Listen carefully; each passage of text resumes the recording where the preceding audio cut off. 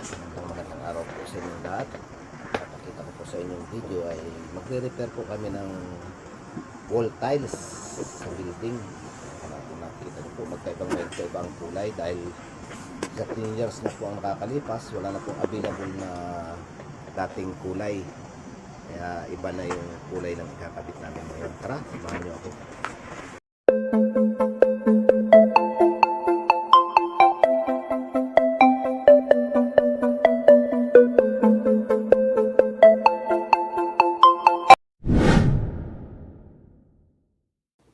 Welcome back po sa akin channel. Ang step 1 po natin ay grinderin natin. Pangalawa, siyempre, i-chipping natin para matanggal yung tiles.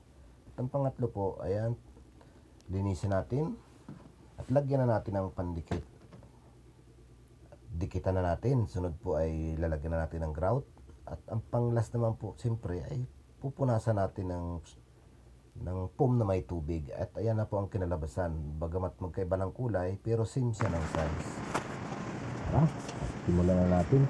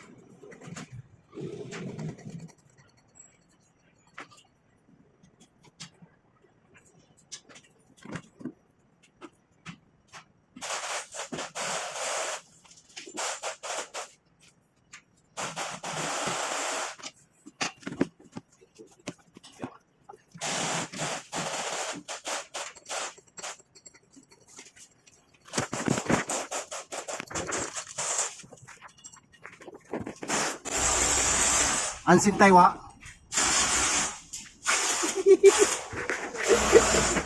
Otas na iyo mo.